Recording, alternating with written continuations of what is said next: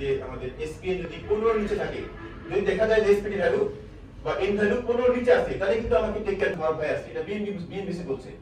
এবার আমরা যদি দেখি যে পানির লেভেলটা 10 মিটারের ভিতরে আছে, ওয়াটারি সয়েল আছে, সিল্টেড সয়েল আছে, নন প্লাস্টিক সিল আছে, তাহলে আমাকে টেক কেয়ার করতে হবে।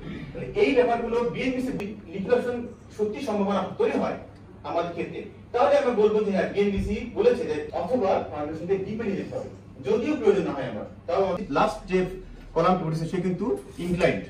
আমরা এরকম ঘটনাও অ্যালাইনমেন্ট ঠিক রাখতে পারেন না। এরপরে আমরা দেখছি যে দেখেন কলাম দুটো কিন্তু একই লাইন বরাবর নাই, ডিসলোকেশন হয়ে গেছে। নিচতলা কলাম আর দুটো শিয়ার কেসের একদিকে তারা দিয়েছে হচ্ছে আপনার হচ্ছে কংক্রিটের কলাম, বাম দিকে দিয়েছে হচ্ছে আরসিসি সুন্দর করে। ফলে কি হয়, পুরো সিস্টেমটা অনেক স্ট্রং হয়ে যায়। নিচতলা কিন্তু আমাদের কলাম টু কলাম ওয়াল থাকে না, আমরা ওখানে পার্কিং করি বা ওই তখন সেগুলো চালাতে।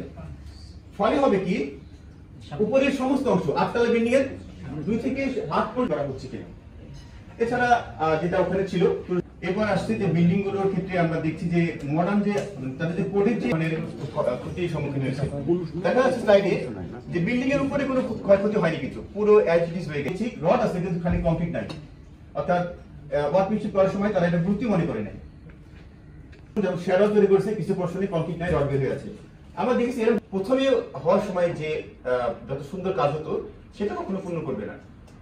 স্ট্রাকচার এগুলো সবই দেখা যাচ্ছে যে মানে সেখানে আমরা দেখি বাংলাদেশে একটা প্র্যাকটিস চালু হয়েছে, এটা কিন্তু বিজনেস বোর্ডে কোথাও বলার জন্য, সেটা 2 ইঞ্চি বা 3 ইঞ্চি একটা শাখা করি, তারপরে ফ্রেম করে কলাম ঢালাই করি।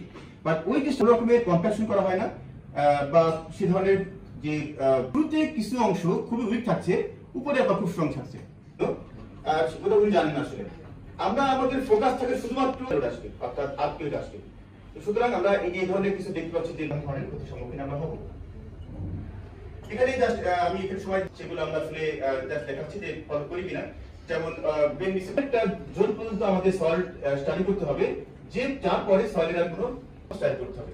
আর রাজশাহী প্র্যাকটিস দেখছি আমরা মোটামুটি 60 থেকে, যদি আমাদের পরিস্থিতি না থাকে তো এটা অ্যাড করতে হবে যে না এখানে যদি মিনিমাম 2টা ইনভেন্টরি ম্যাপ আছে কিনা। আসলে যে ওয়ার্ড ওয়াইজ আমরা যদি ওই ধরনের সার্ভে করতে পারি, তাহলে একটা ম্যাপ থাকা দরকার যে আসলে কোন কোন, আমি যেমন একটা ম্যাপ দেখালাম যে এর মধ্যে কোন বিল্ডিংটা ঝুঁকিপূর্ণ, কোন জোনটা ঝুঁকিপূর্ণ, এই ধরনের কোনো ইনভেন্টরি আছে কিনা। আমাদের ভিজুয়াল স্ক্রিনিং করতে পারি আমরা, অর্থাৎ যদি আমাদের সিস্টেমেটিক সার্ভে করা সম্ভব না হয় সেক্ষেত্রে যে জোনগুলোতে বা যে এলাকাতে ঝুঁকিপূর্ণ আমরা জানি, সেখানে বিল্ডিংগুলোতে আমরা চোখে দেখাতে বোঝা যায় যে বিল্ডিংগুলো ঝুঁকিপূর্ণ।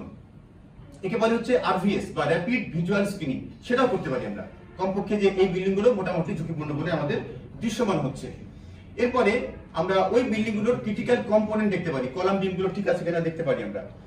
এরপরে আমরা রিস্ক লেভেলকে ঠিক করতে পারি যে ওই জোনের ভিতরে কোনটা স্কুল, কোনটা হসপিটাল, কোনটা কলেজ, এটা আমরা রিস্ক লেভেল ঠিক করতে পারি। এবং সবার শেষে যেটা করতে পারি, আমরা একটা ডিজিটাল কন্ডিশনিং রেটিং করতে পারি। অর্থ হচ্ছে এই যে বিল্ডিংগুলো করলাম তার মধ্যে বিল্ডিংগুলোকে আমরা কয়েকটা ক্যাটাগরি ভাগ করতে পারি। সেফ বিল্ডিং, এরপর ভাগ করতে পারি নিড ডিটেইল অ্যাসেসমেন্ট, এরপরে বলতে পারি আনসেফ, অর্থাৎ রিকোয়ার স্ট্রেনথেনিং, যেগুলো আমরা মনে করছি। তাহলে আমাদের ক্যাটাগরি ওয়াইজ ভাগ করলে সুবিধা হবে। ওই বিল্ডিংগুলোকে আমরা তখন বলতে পারবো যে আপনাদের বিল্ডিং আমাদের অ্যানালিসিস অনুযায়ী আনসেফ অবস্থায় আছে, আপনাকে এটাকে মানে ভূমিকম্প সহনীয় করার জন্য এখন স্ট্রেনথেনিং এর কাজ করতে হবে। হয় এবং সেই আর্থকুয়েক গুলোতে ফ্যাটালিটি কম ছিল, সেগুলোতে যদি আমরা দেখি তাহলে সে এখানে একটা তাইওয়ানের একটা বিল্ডিং অবিকল ঠিক রয়েছে। ইভেন এর যে ক্ল্যাডিং গুলো, এর বাইরের যে প্লাস্টারিং গুলো, কোনো জায়গায় কোনো ক্র্যাকের চিহ্ন নাই, বিল্ডিংটা এনটায়ারলি ঠিক রয়ে গেছে। ছবিতে দেখেন যে বিল্ডিং থেকে রেস্কিউ করা যাচ্ছে, অর্থাৎ মানুষ যে ওখানে আটকা পড়ে আছে এই মানুষগুলোকে জীবন্ত তাদেরকে উদ্ধার করা যাচ্ছে।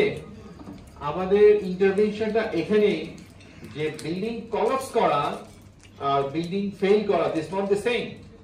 বিল্ডিং কলাপস করে গেলে মানুষকে বাঁচানো আর সম্ভব না, কারণ বিল্ডিং ফেল করে গেল, টিল্ট করে গেল, বিল্ডিং একদিকে হেলে গেল, তো সেই সমস্ত ক্ষেত্রে কিন্তু আমরা রেস্কিউ করতে পারি, সেই সুযোগটা থাকে।